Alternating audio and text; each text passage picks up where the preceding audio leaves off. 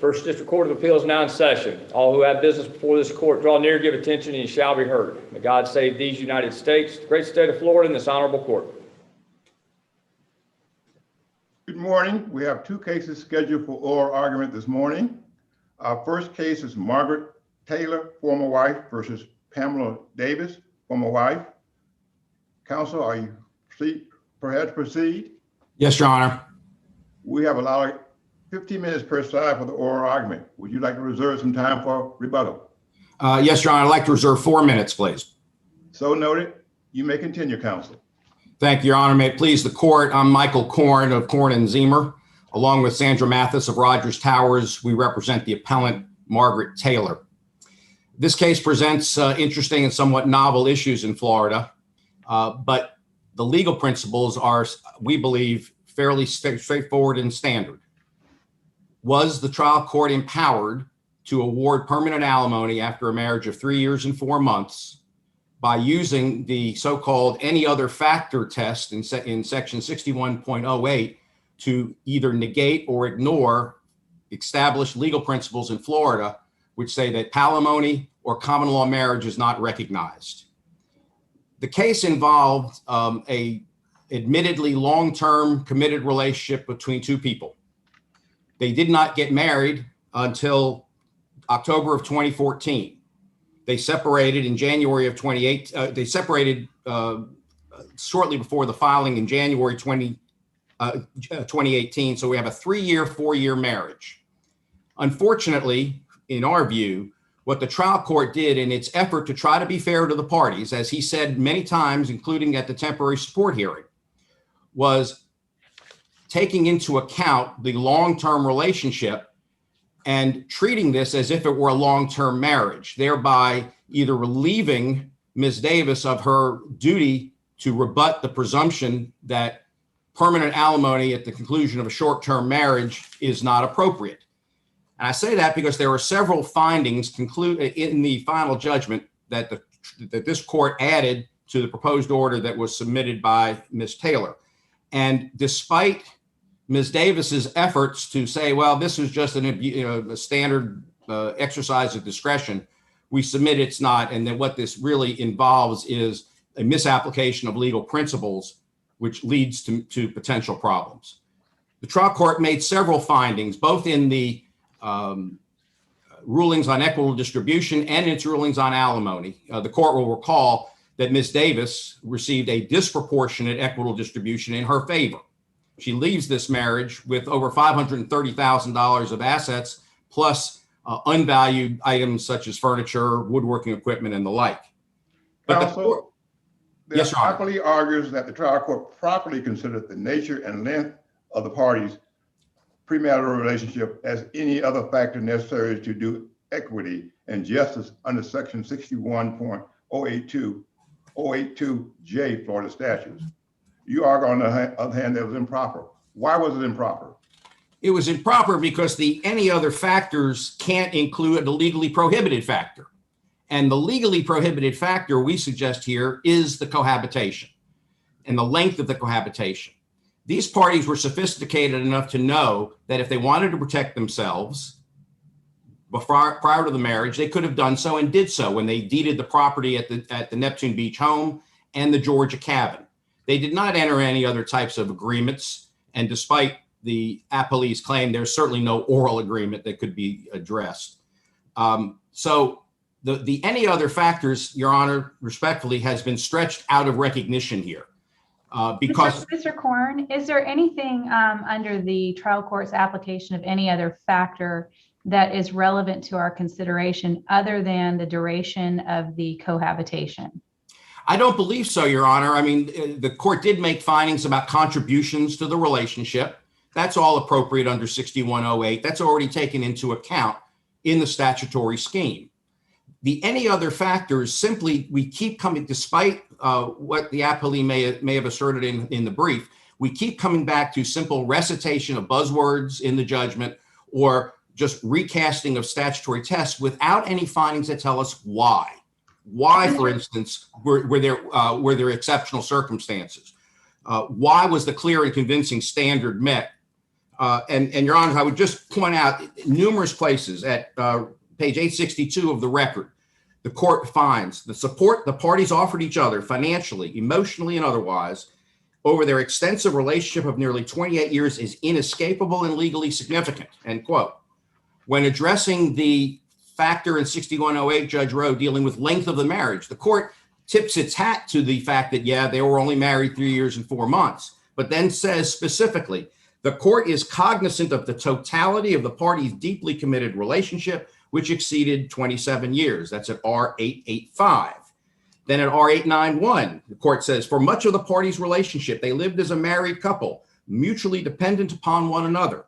Financially, Mr. Korn, if I could interrupt you, because I think we're familiar with the record, and I appreciate you providing those citations.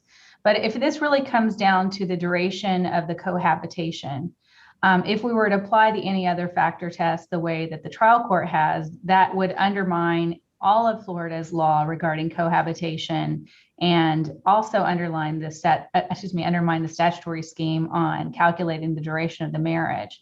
So is there anything else in the record that could possibly support the trial court's finding here outside of this lengthy cohabitation? And I know I've asked that question, but I just want to be very clear. If that's the only thing before us, that makes the analysis a little bit cleaner.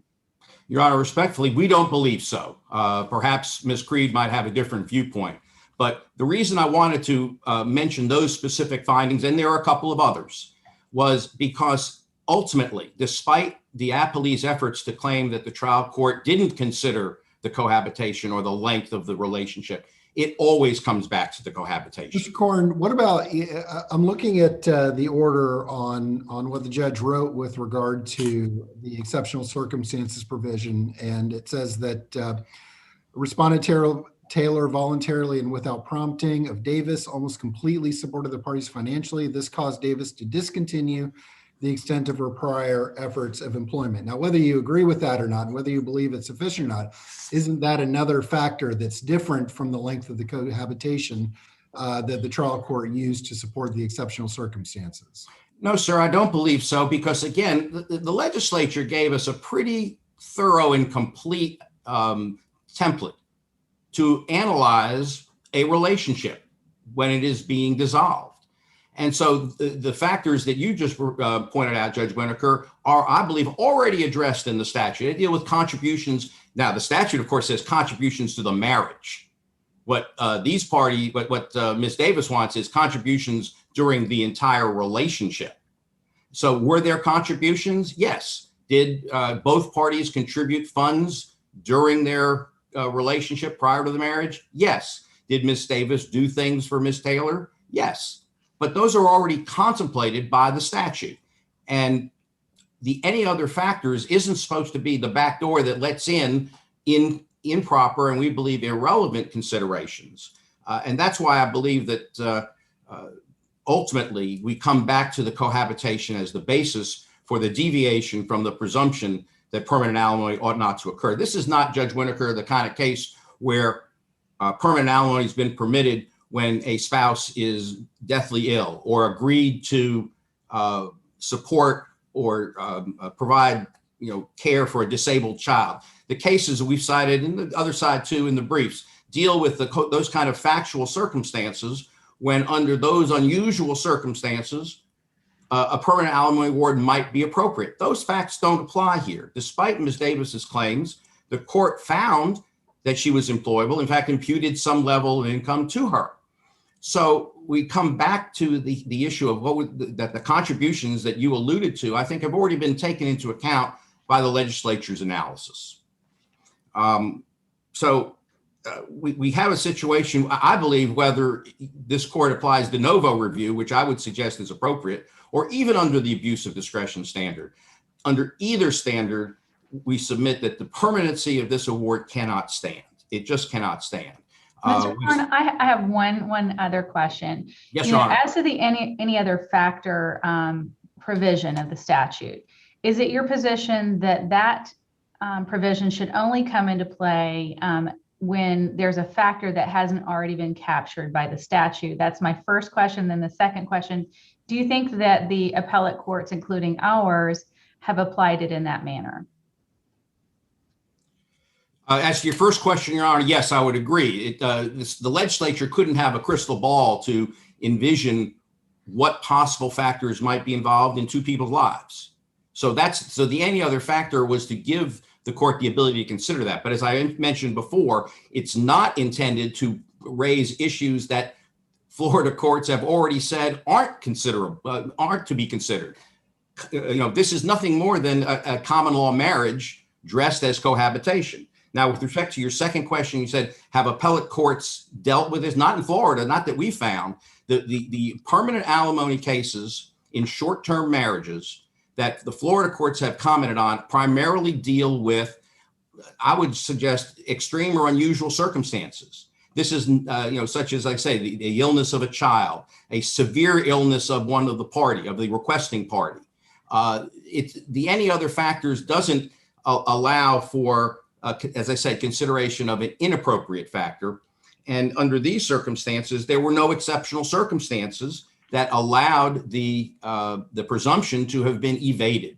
And, we just keep coming back to the cohabitation as the basis. I think the trial court felt like he wanted to be fair. I understand that. But the cases suggest that the court didn't have the legal authority to do that. And we haven't found any Florida cases to say so. This is not a case like the New Hampshire case, which the appellee relied upon, where there was a provision that the court could consider a premarital cohabitation and contributions during that time. Florida hasn't gone there. We suggest this is not the time to do so. I see I'm about to be into my rebuttal, so I'll reserve the balance. Thank you, counsel. Thank you, Your Honor. You may proceed, counsel. Thank you. May it please the court. We submit that this court, the trial court, did not abuse its discretion and did not depart from Florida law in awarding permanent alimony based on written findings of exceptional circumstances that justified an award of permanent alimony here.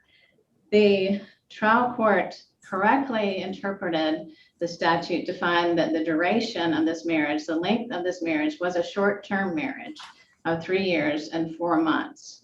It rejected the Davis's arguments below that it should use the period of premarital cohabitation to make this a long-term marriage. So the trial court correctly applied the standard to find that this was a short-term marriage, and then correctly stated and applied the presumption and the findings that it was necessary for it to make to entitle Ms. Davis to an award of permanent alimony. There was no abuse of discretion.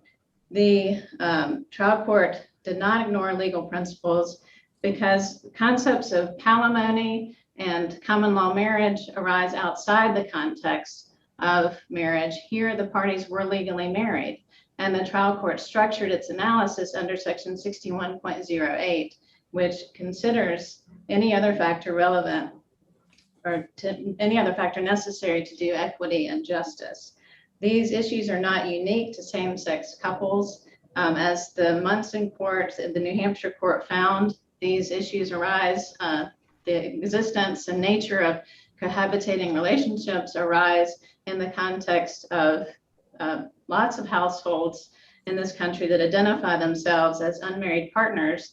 So let me interrupt you for just a second and ask you a question. So if I have a couple who cohabitates for 30 years and then they separate and one party tries to get some form of alimony or something else from the other, it's prohibited under Florida law as palimony. But if in the last year of the relationship, they formalize the relationship, get married, and a year later, they seek a divorce of that marriage, then the entire relationship prior to that is relevant, according to, am I understanding your argument properly? The fact that they were married allows them to consider the entire premarital relationship that wouldn't be considered if they had never married?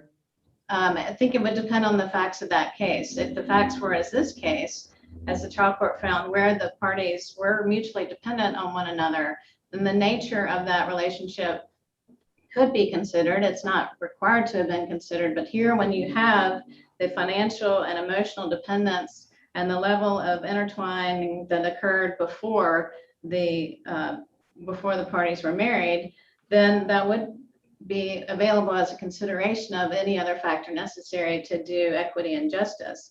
Counsel, assume for the sake of argument that we agree with you. On what authority would you use to support that basis? Well, first, the language of the statute allows for any other factor necessary to do equity and justice. And certainly the nature of the parties' relationship and the circumstances here could be considered within that broad language of any other factor. We also point to cases from other states that Mr. Corn did not distinguish in his reply brief, where courts use the same type of catch-all equitable factor to consider in certain circumstances the nature of the premarital relationship in awarding alimony or determining how to equitably distribute property to assets of parties who were married. And in those cases, just like Florida, those courts, the states in those courts also recognize that there is no palimony, that there is no common law marriage, but yet that factor still can be considered as a factor relevant to do equity and justice. The trial court didn't rely just. Ms. Creed, if I could interrupt you there, let's focus back on the Florida statute, and particularly after the Florida alimony statute was revised to specifically define the types of marriages, the duration of marriages that make particular alimony awards appropriate. And that might be very unique or similar to some other states. But do you have any authority from any reported decision in the state of Florida where a court has considered, in the context of a marriage, the cohabitation period prior to the marriage under the any other factor test?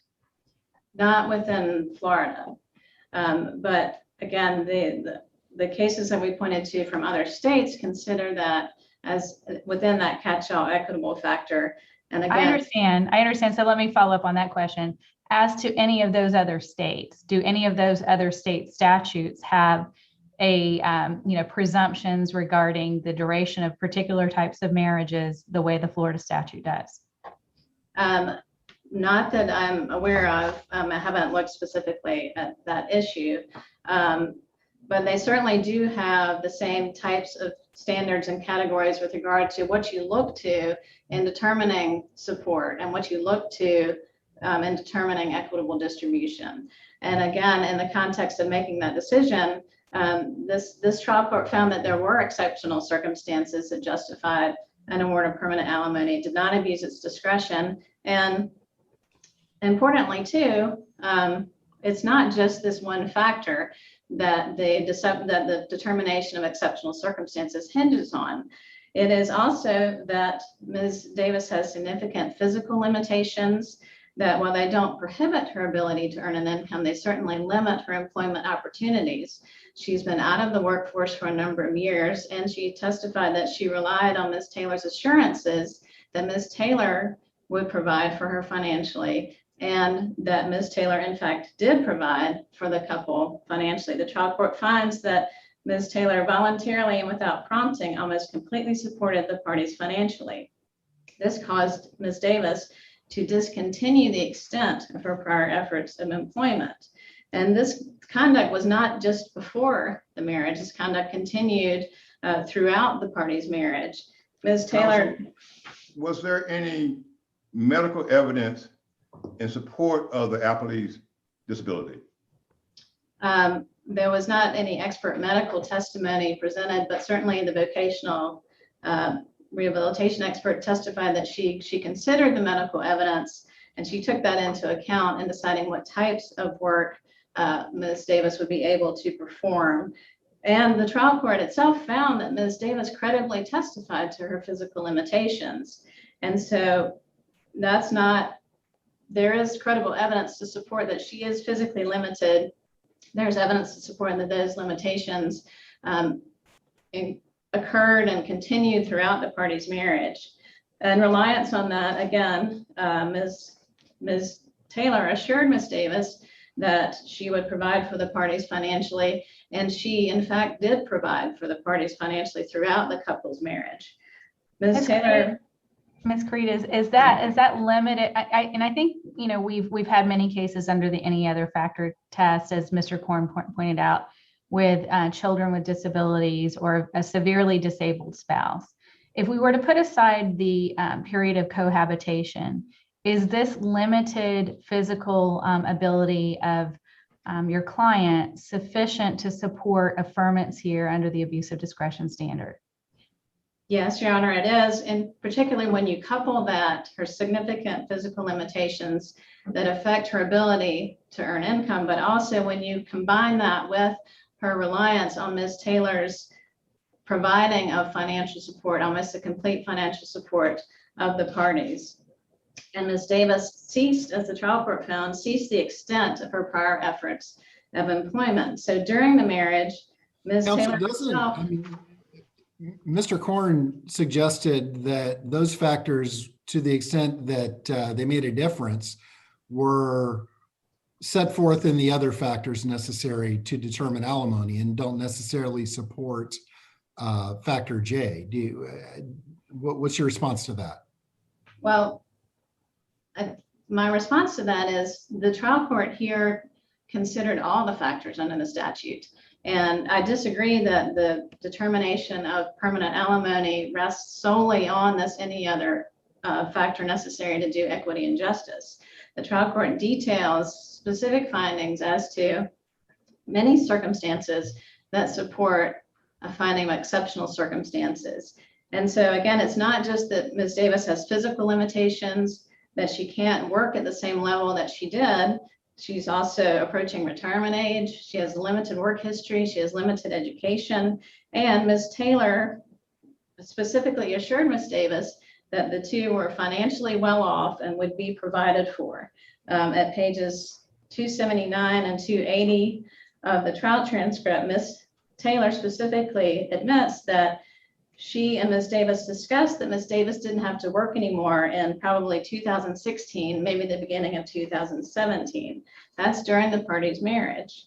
And she assured Ms. Davis that we were financially okay at the time. Again, this occurred during the course of the parties' marriage. Page 282 of the trial transcript, when you discussed in 2016-17 that Ms. Davis no longer had to work, what was the reason you provided to her? We discussed it, that we had money to live on at the time. And so it's not simply that she was physically limited in her ability to work, but that she relied on Ms. Taylor's assurances that she would provide for the parties. And in reliance on that, Ms. Davis actually undertook to sell her company. In 2014, she began selling the assets, the accounts of the lawn service company. In 2015 and 16, she sold the equipment. And so during the couple's marriage, she relied on those promises to actually dissolve the two small companies that she had been involved in. And that also creates this conclusion by the trial court that Ms. Davis had discontinued the extent of her prior efforts of employment. So again, even if you're not inclined to consider the nature of the parties' total relationship, you still can consider the conduct that actually was undertaken during the marriage, the physical limitations of Ms. Davis, assurances by Ms. Taylor that you don't have to work anymore, we're financially well off and you'll be fine. And also I would point out that to the extent Mr. Korn suggests that somehow Ms. Davis left this marriage with significantly more assets than she entered into it. First, Ms. Taylor doesn't appeal the equitable distribution. It was unequal, not greatly so, but the trial court recognized that it awarded certain assets as it did in reliance on the wishes of the parties. And so it's not as if Ms. Davis is left with significant income producing assets, as occurs in some cases relied on by Ms. Taylor. She does have a home. She has an IRA that belonged to her before the marriage, and she made an equalizing payment to reflect marital contributions to that. Again, this is not an issue that's unique to a same-sex marriage. It arises in other other contexts of relationships between couples. And there's no need to just look to the extent this court doesn't agree with the trial court's interpretation of the any other factor necessary to do equity and justice. There's certainly ample circumstances and written findings of those exceptional circumstances that justify an award of permanent alimony here. The trial court also finds that no other form of alimony is fair and reasonable under the circumstances. Again, that is supported by the language of the judgment itself, by the numerous findings of the trial court. When you look to the need and ability to pay, it's evident that even with imputed income, Ms. Davis has a need for alimony to support her, even at the modest level of marital lifestyle standard of living. She shouldn't be required to invade her capital assets to support that modest marital lifestyle. Ms. Davis, again, has a need for alimony. Ms. Taylor has the ability to pay, and the disparity in income is also a factor that supports an award of permanent alimony in this circumstances, just as the court reasoned in the Lakin case that the trial court relies on. So for all these reasons, we would ask this court to affirm the trial court's ruling. It exercised its discretion in finding exceptional circumstances to justify and to rebut the presumption against permanent alimony in this case. There was not an incorrect application of law, especially here where Ms. Davis doesn't seek alimony just based on the mere fact that the parties lived together. This is a context where the parties were married, and the trial court correctly defined the duration of the marriage and correctly recognized and applied the standard that must be met to award permanent alimony. So we ask this court to affirm. Thank you. Thank you, counsel.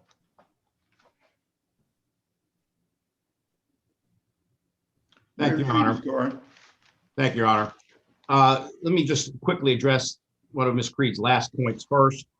Interestingly, in the brief, they suggested that the court didn't consider the disparate incomes. We believe they did consider it. And of course, the Kremer, the Jesse, and the Siegel cases all cited in the briefs note that a higher income doesn't by itself justify permanent alimony. Let me also address Ms. Creed's contention that there was this raised first in her answer brief, by the way, that there was some oral agreement to provide support, and I'm saying now for life. This is not an enforceable agreement. It's not an enforceable cohabitation agreement. It's not enforceable because all of the essential terms haven't been established. As we pointed out in our reply brief, what would happen if one of the parties was unfaithful? What would happen if one of the parties left?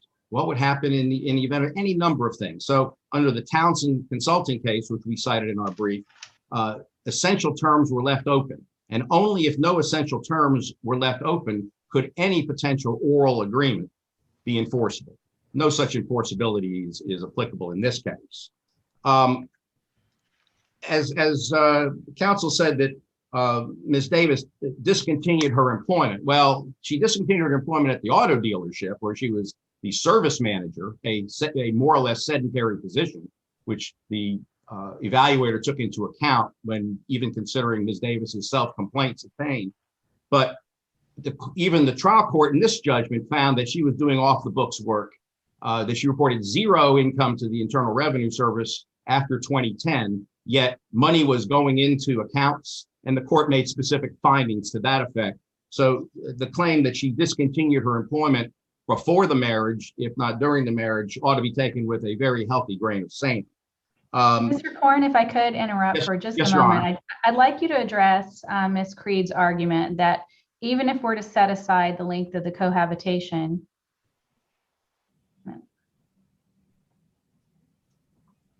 I'm sorry?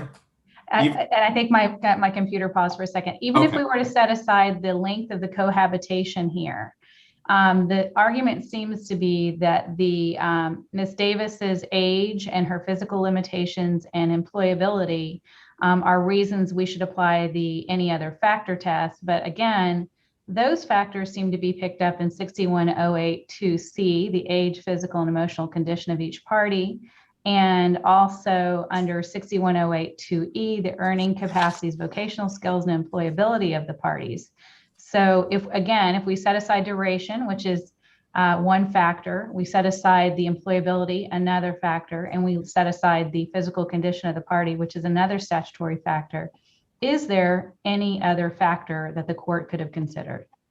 Respectfully, Your Honor, we say no, because I think Your Honor has correctly pointed out the legislative template allows and in fact requires the court to consider the party's age, to consider their physical conditions. And the court did make findings to that effect at R888, noting, as Judge Lewis noted in his question to counsel, that Davis presented no expert testimony regarding her health conditions that prevented her from working. And the court found that although her opportunities might currently be limited, they exist. All of the other factors that you mentioned, Judge Rowe, are already contemplated by the statutory framework. Well, counsel, I mean, it seems to me that you don't have to demonstrate other factors under J to show exceptional circumstances, which might support permanent element. They could just, the judge could leave out J. There are no other factors necessary. Couldn't the judge still give permanent alimony because of exceptional circumstances? I don't believe so in this case. If I may, I'm over time, but let me address your question, Judge Winokur. No, because if we go back to one of the first factors is the length of the marriage, and we apply the finding of 3 years, 4 months to the established Florida case law that says that the burden is on the other party to overcome that by clear and convincing evidence. And we suggest that Ms. Davis simply did not do that, that there aren't other facts. The facts that are here are not uncommon to parties in their mid to late 50s. You know, people have aches and pains. People have job ups and downs. It doesn't create this elastic portal by which anything else can be, in essence, double counted. So the any other factors is contemplated, in my view, as a basis to allow for something really unusual, not something that courts have considered and rejected. Which is the palimony and the cohabitation. Florida courts haven't gone there. We suggest this court not do that either. I know my time is up. Let me just ask that the court reverse the judgment with respect to the issuance of the permanent alimony and direct that Ms. Taylor's spousal support terminate. Thank you, Your Honor. And thank you, counsel, for your respective oral arguments in this case. This concludes our oral argument in this case. Thank you.